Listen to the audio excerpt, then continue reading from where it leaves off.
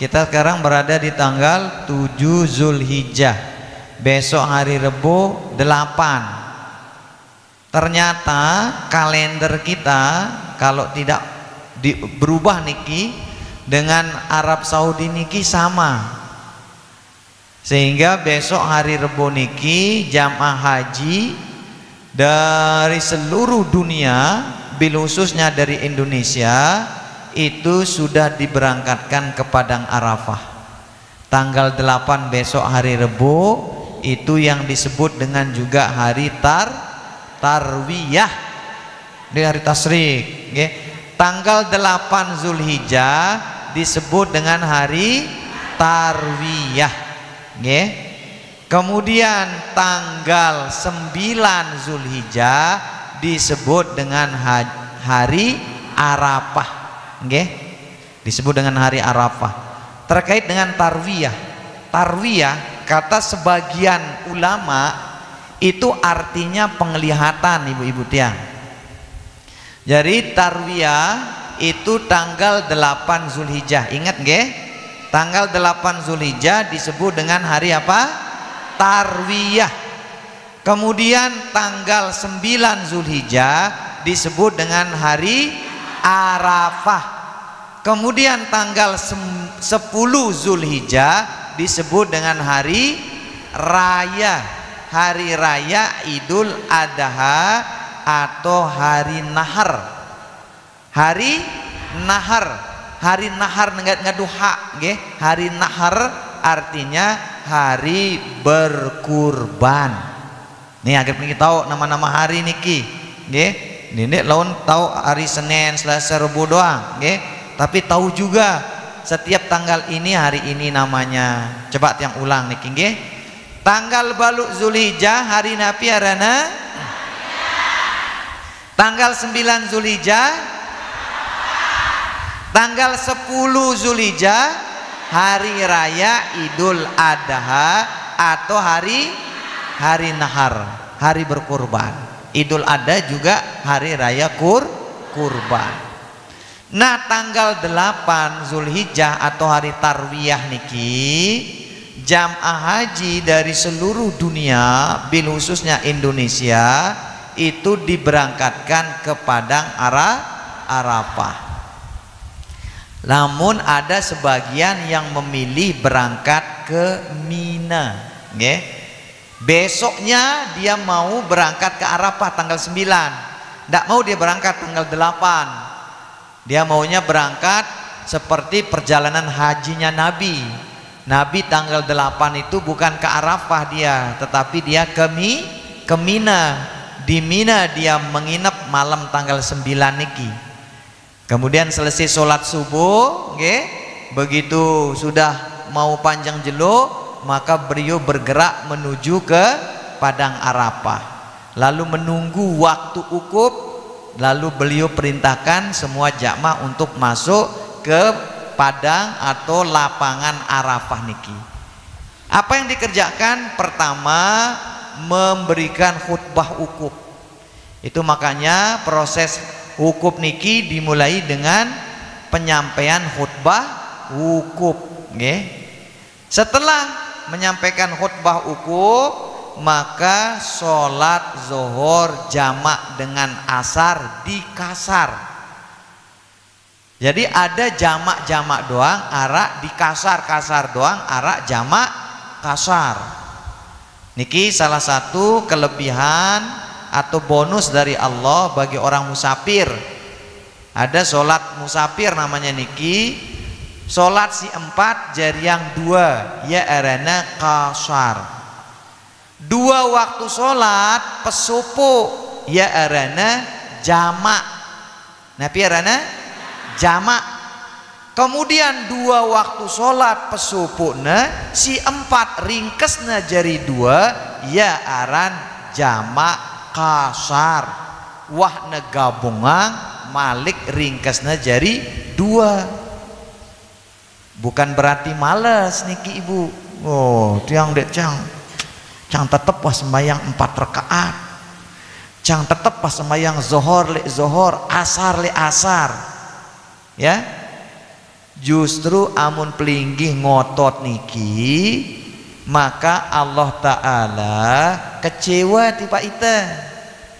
Amnarak dengan lalu musafir tebeang kemudahan lagu dek nemelim bayitna, itu sama dengan menolak sedekahnya Allah.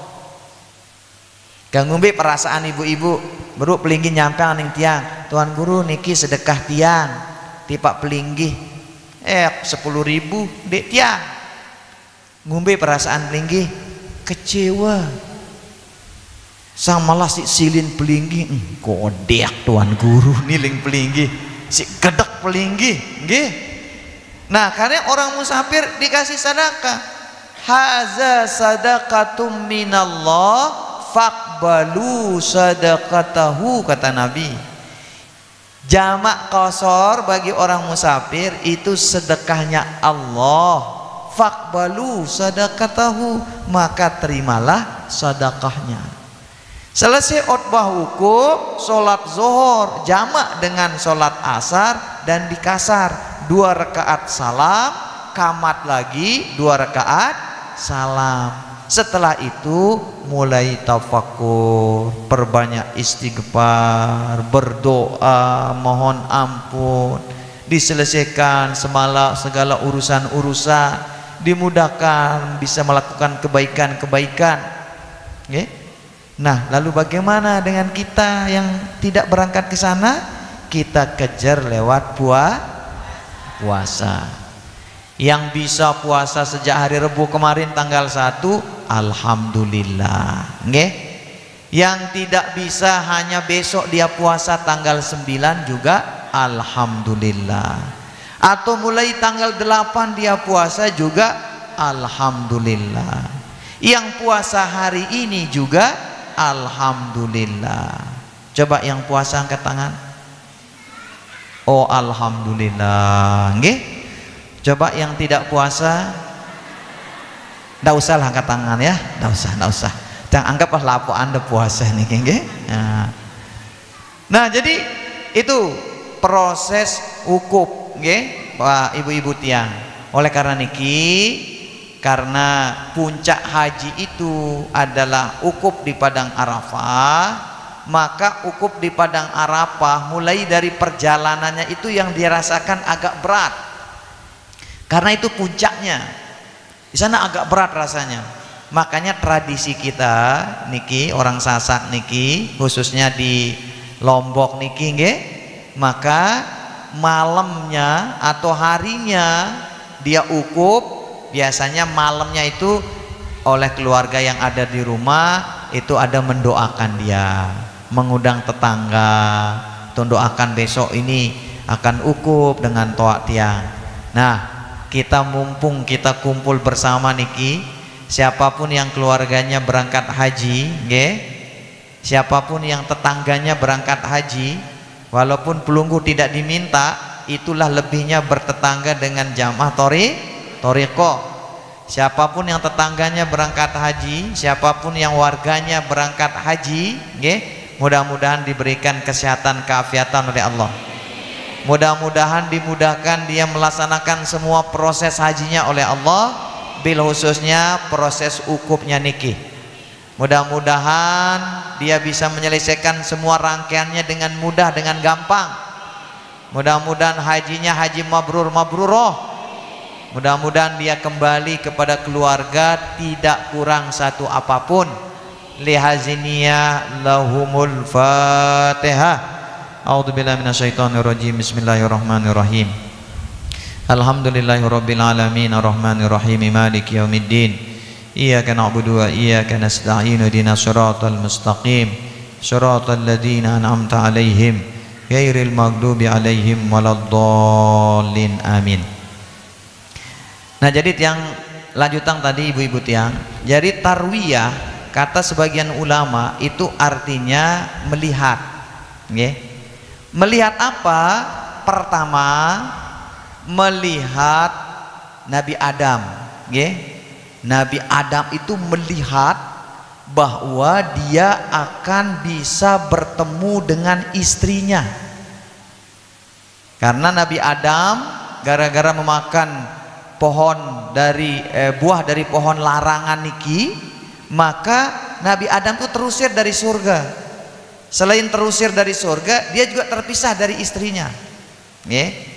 Jadi di hari tanggal 8 itulah dia itu melihat dalam mimpinya dia akan bertemu dengan istrinya.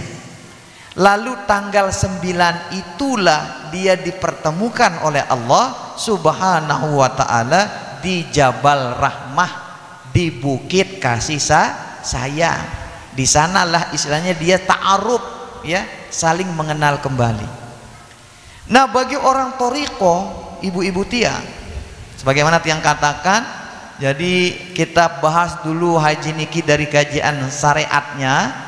Nanti di akhir kita tutup dengan kajian haji dari kajian thariqahnya. Kita mulai aja nih dari tarwiyah, nggih. Karena kebetulan tanggal 7 besok ini tarwiyah, kemudian tanggal 9 Arafah, nggih. Jadi bagi orang thariqah, ibu-ibu tiang, tarwiyah itu artinya memandang, nggih. Tarwiyah itu artinya melihat. Melihat siapa? Melihat dirinya, nggih. Melihat kepada sanubarinya, melihat kepada hatinya. Apa tujuan dia melihat dirinya sendiri? Apa tujuan dia melihat menatap sanubarinya?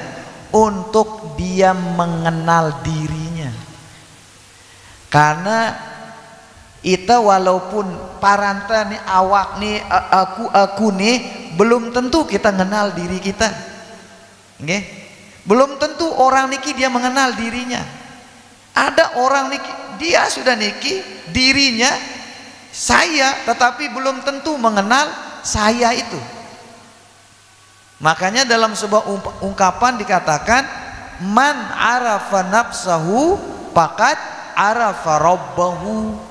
Sei ngenal irina, maka dia akan mengenal Tuhannya. Arak dengan melesetangna niki ibu-ibu tiang. Oh, berarti kalau kita mengenal diri kita, maka kita akan mengenal Tuhan. Oh, berarti kita ini Tuhan. Nggih? Nah, ini apa pernah salah pengertian. Nggih? Salah pengertian. Itu makanya sebagian orang sehingga memandang thariqah itu sebagai ajaran sesat. Nggih? Maksud mengaku iri Tuhan, ya. Man arafa nafsahu faqad arafa rabbahu. Ungkapan ini yang digunakan, siapa yang mengenal dirinya maka dia akan mengenal Tuhannya. Maka kalau saya mengenal diri saya akan mengenal Allah. Berarti saya ini Allah, katanya.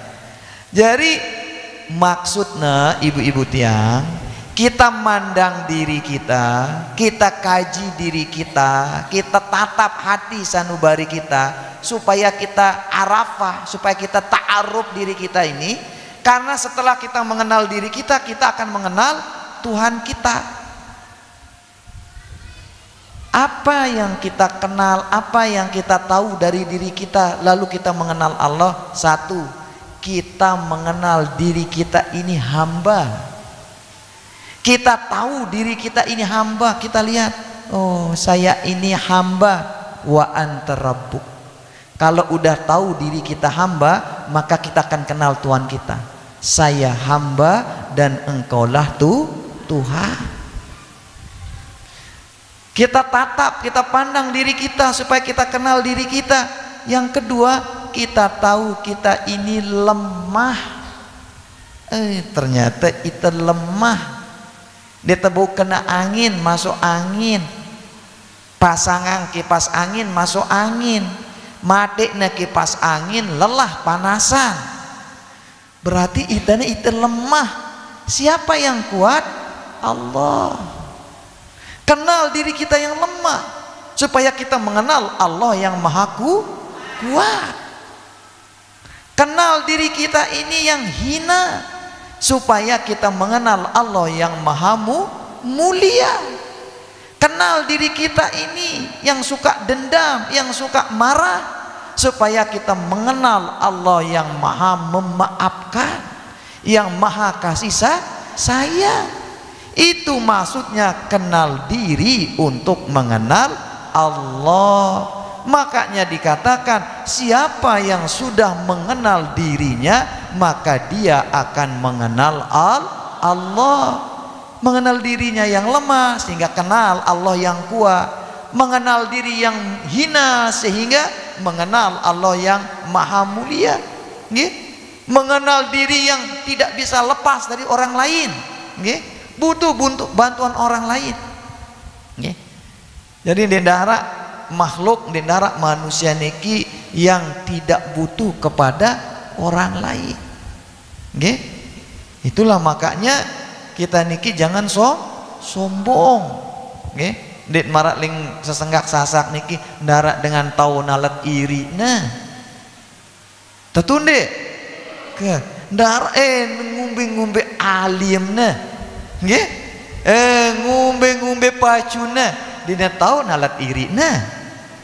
Amenarak dengan mate tau nalet iri nah gentayangan harane niki nggih.